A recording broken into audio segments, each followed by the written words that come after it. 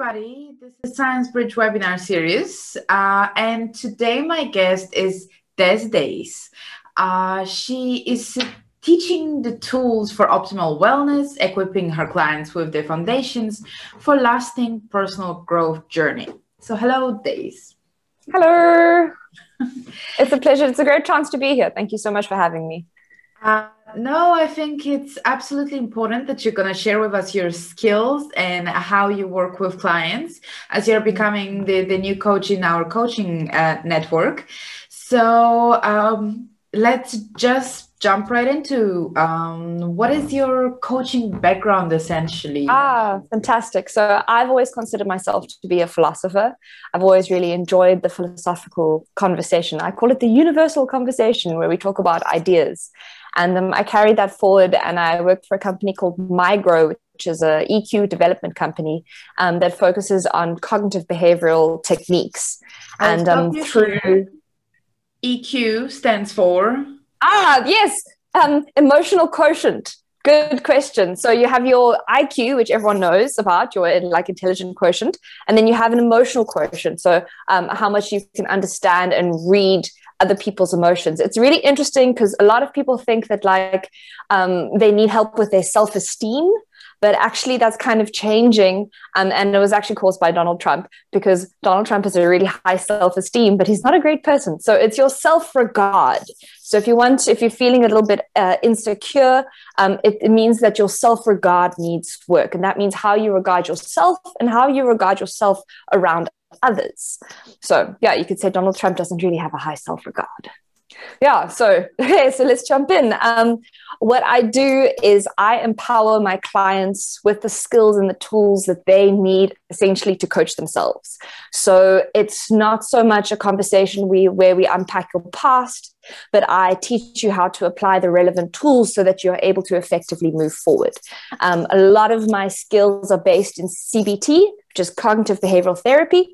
There's also the little babies of cognitive behavioral therapy, which is REBT, which is rational emotive behavioral therapy, which teaches you that when you experience some upheaval or trauma and you want to get over it, it doesn't necessarily also have to be a traumatic experience. You can unpick it using evidence. So rational emotive behavioral therapy means that you can unpick something through evidence-based reasoning, which I think is right up a scientist's alley. Yeah, we do like to rationalize things and explain things through science. So yeah, that sounds very scientific. Yeah, right. So it's almost like you have a breakup and you ask yourself, well, this person didn't find me worthy. Are there other people in my life that do find me worthy? How about I focus on those people instead? Mm-hmm. Okay, so basically, people come to you, let's say, with communication issues. Let's give you an example. If you're a student and you feel that your supervisor doesn't really understand you, how would you approach this type of problem with your new client? How would you start with your sessions with a new client like that? So I would jump in and I would say that that's boundaries.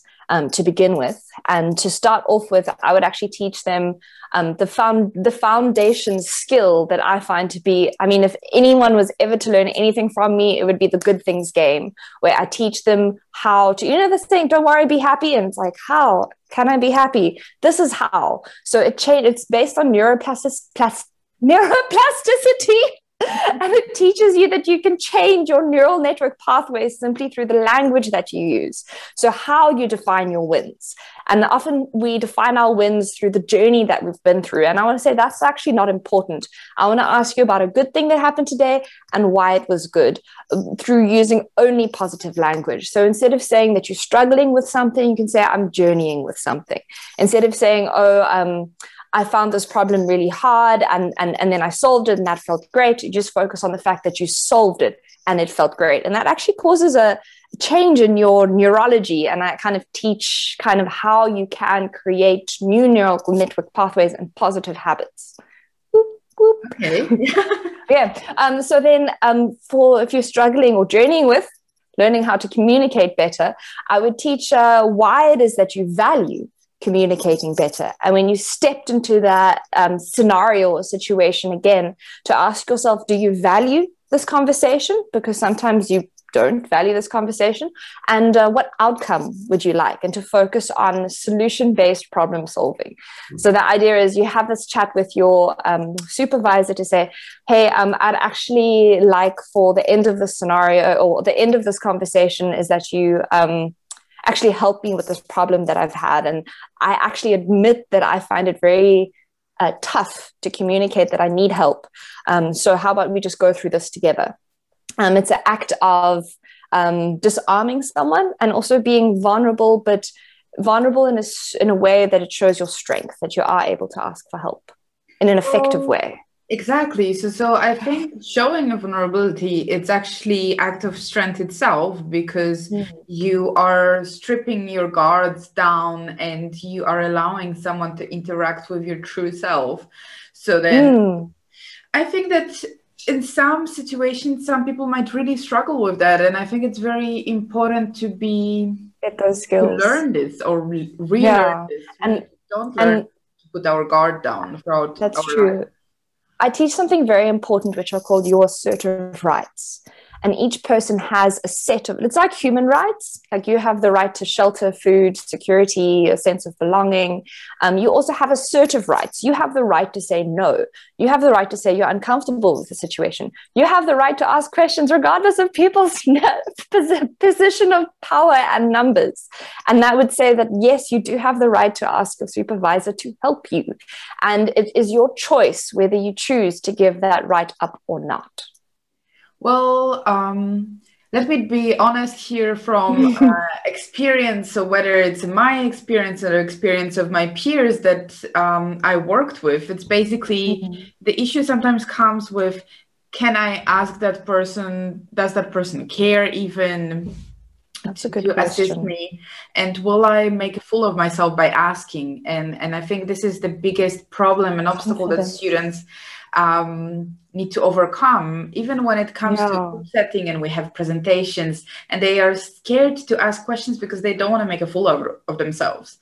That makes sense. This is something. I mean, within that context, I'd say, sorry, I'm interrupting. No. I would say that within the role of a student versus lecturer, I would say that the lecturer is actually not higher, because the lecturer essentially works for the student, because the student is paying them their salary.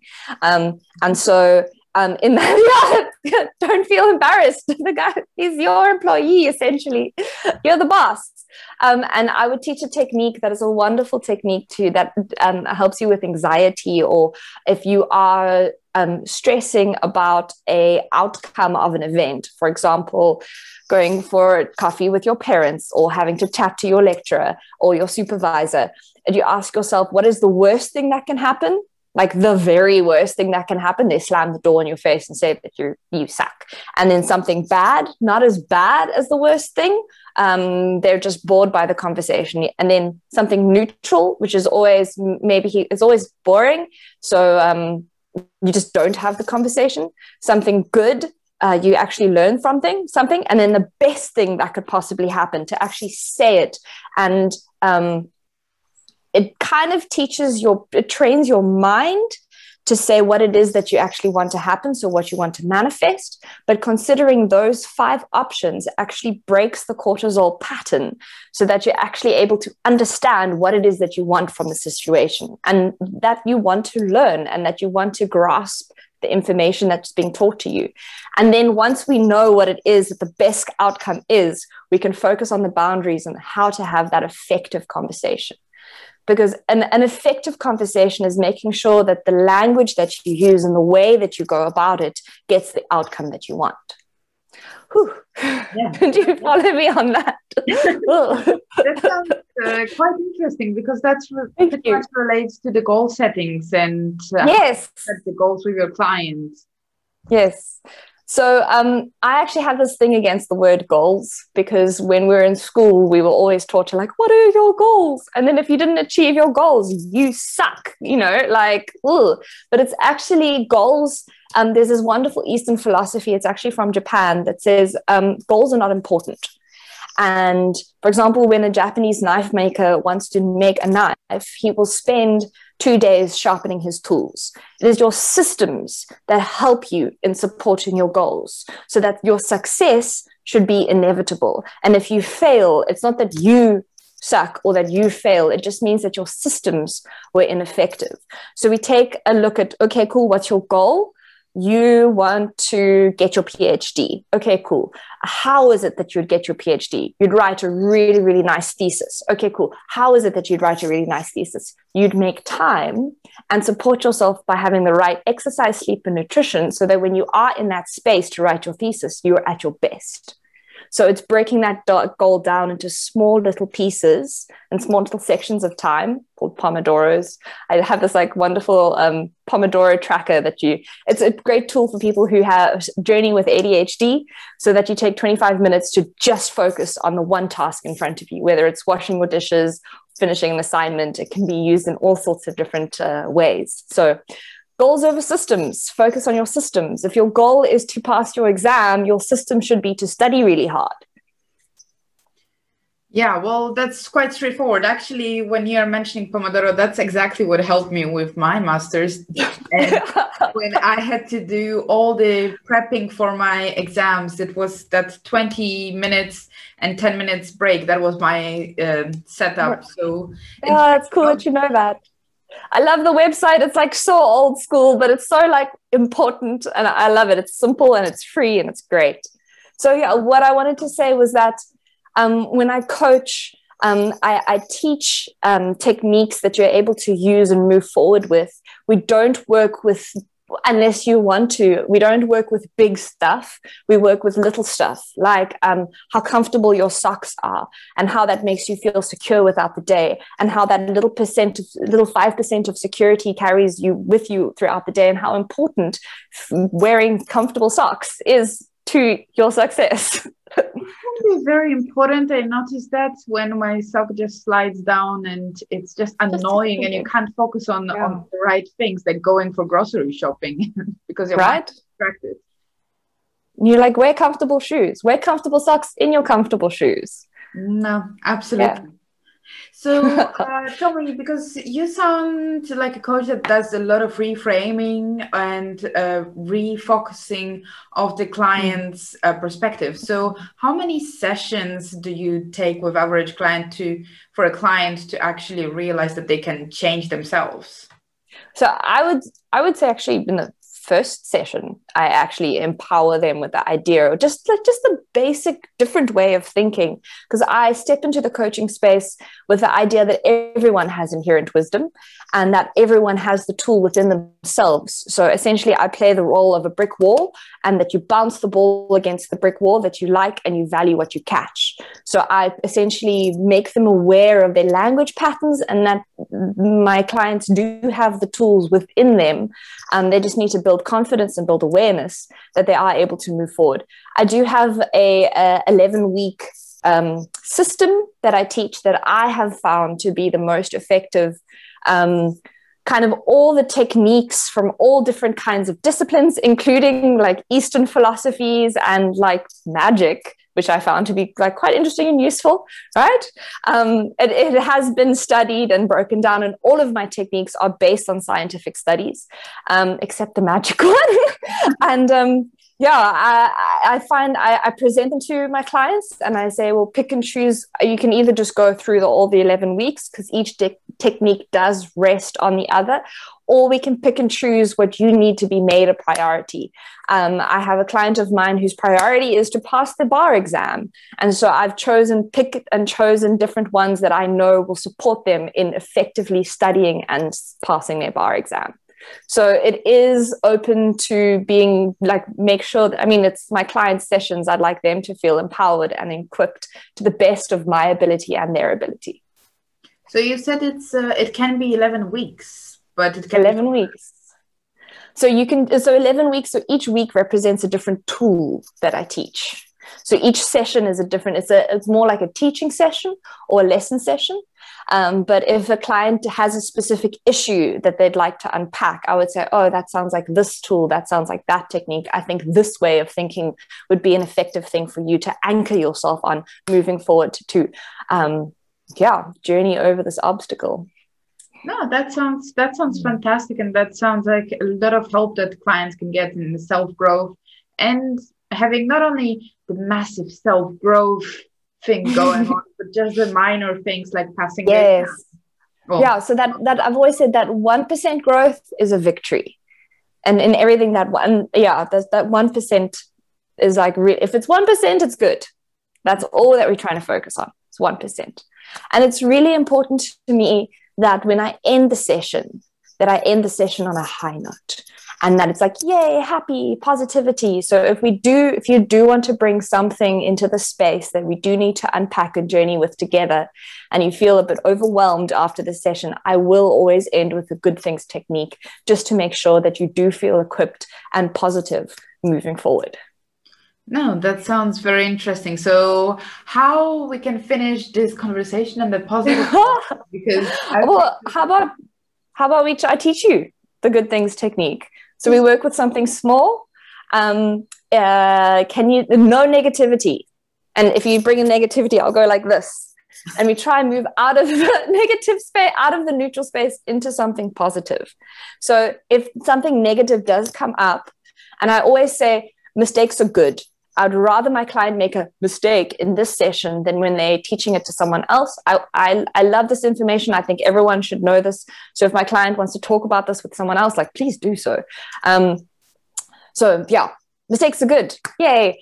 So can you tell me about something good that happened to you today? Something small, nice cup of tea, my shoes feel great, I found a good parking spot, and why it was good. No, I found a very good parking spot while going. Yay! Why was that a good thing, to find a good parking spot? Because I was in a rush and there was a lot at the same time. Oh, sorry. You were in a rush. See, when you say I was in a rush, your brain is going, I'm in a rush, I'm in a rush, I'm in a rush. And that's what you're affirming. We want to affirm positivity and happiness. So what value did finding a good parking spot bring you? Why was it a good thing? I'll do my groceries quick. You do your groceries quicker. That's awesome. Why was it a good thing to do your groceries quicker? Because I need to make it on time for the next meeting. Because I was able to make it on time for the next meeting. I see. Here we go. So that was a neutral line. We just twist that into a positive line. And then your mind is going, I'm able, I'm able, I'm able. Yes, you are able. Yay. Okay, well, that's... Yeah. Well done. That was your first technique. Yeah. And I find everyone, even me, is really negatively wired, and it's a natural thing, and it's not our fault. I go into a massive explanation of like where that actually comes from and how that helped us survive as a human species. So well done. Thank you so much. Okay.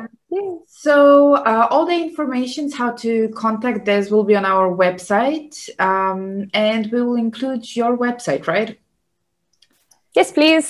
The information how to contact us. Thank you so much. I look forward to it. I really enjoy these sessions, and I really enjoy discussing different ideas. And I find that with each person that I interact with, I learn something, because I'm fascinated by how other people see the way of the world. And like, I'm so excited to work with scientists, because I'm a scientist at heart, and I'm going to learn so much.